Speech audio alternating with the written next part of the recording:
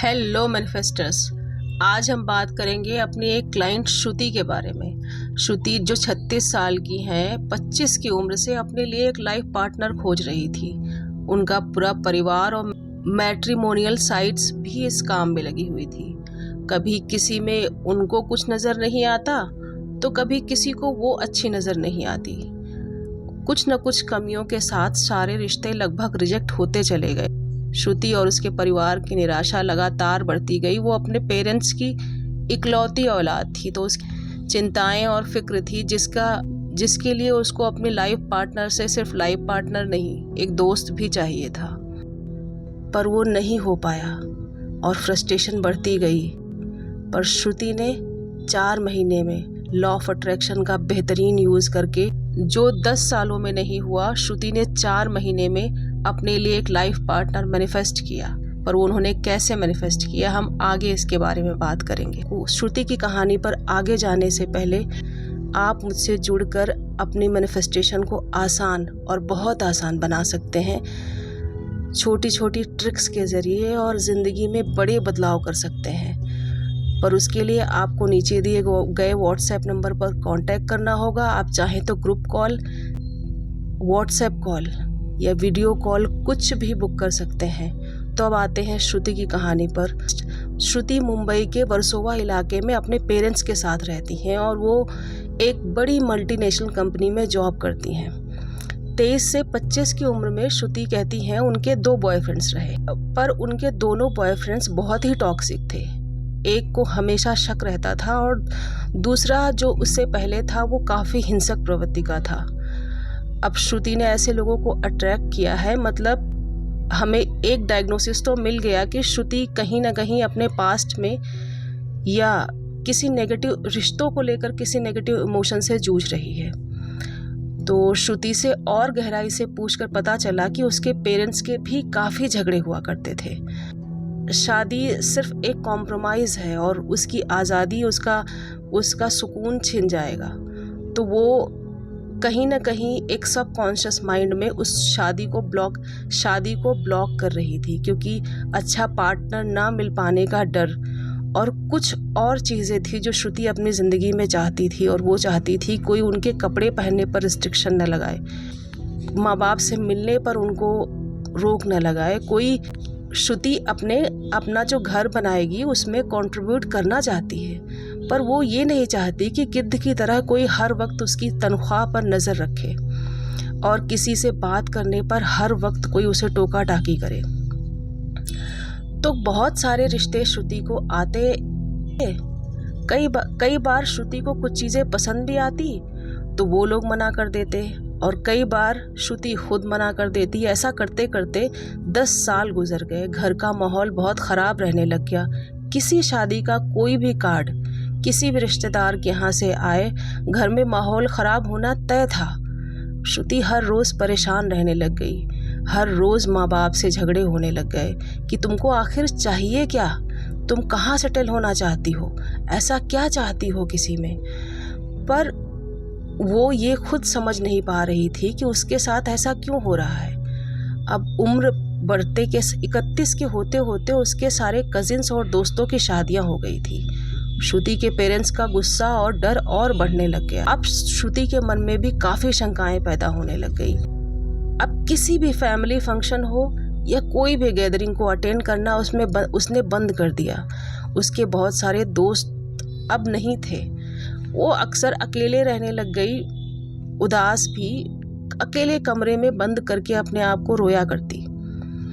एक दिन वो कहती हैं कि 4 महीने पहले उन्होंने मेरा एक वीडियो देखा कि आप कुछ भी मैनिफेस्ट कर सकते हैं। पार्टनर की उसमें कोई बात नहीं थी, पर उन्होंने मेरे व्हाट्सएप नंबर को देखकर मुझे कांटेक्ट किया। तो कुछ पढ़ते खुलते हमें ये पता चला कि श्रुति की कोई स्पिरिचुअल हीलिंग की ज़रूरत है।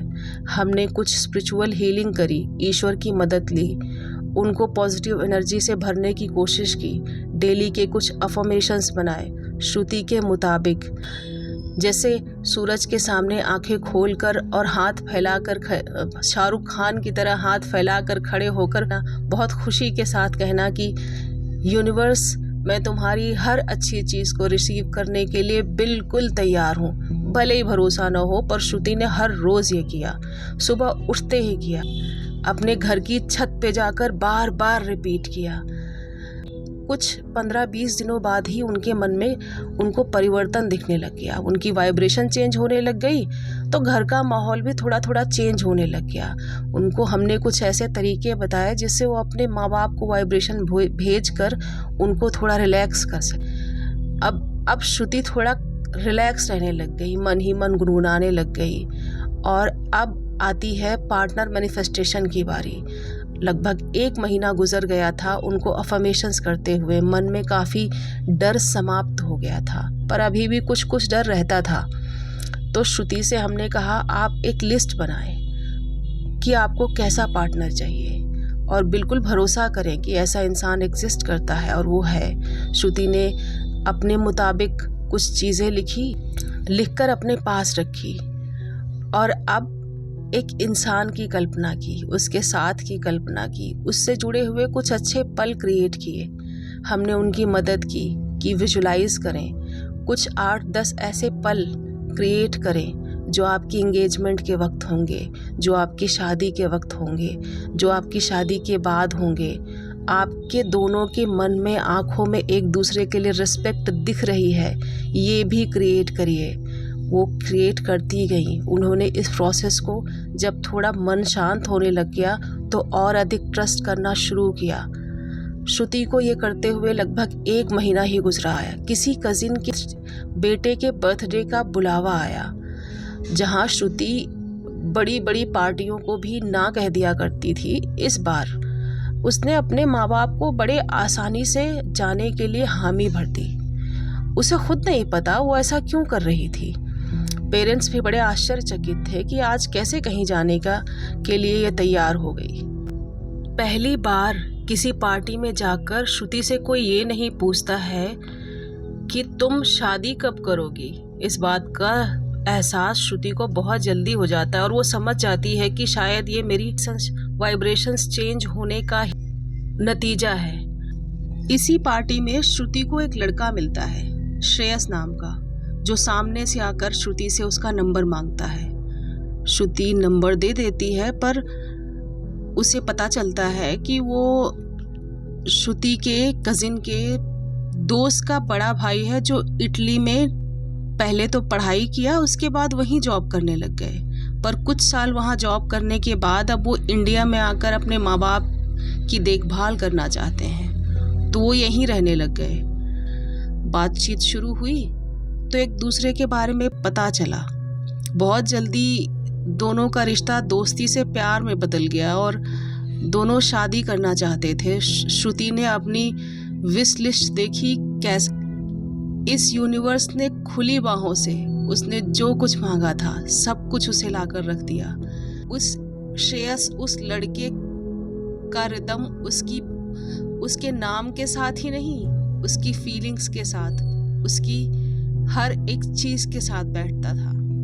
दोनों बहुत जल्द शादी करने वाले हैं। श्रुति की अब एंगेजमेंट हो गई है। वो बताती है कि वो एक एक विजुलाइजेशन जो उसने किया हमारे साथ, वो एक एक घटना उसको अपने सामने घटती हुई दिख रही है, एक एक चीज़ होती हुई दिख रही है।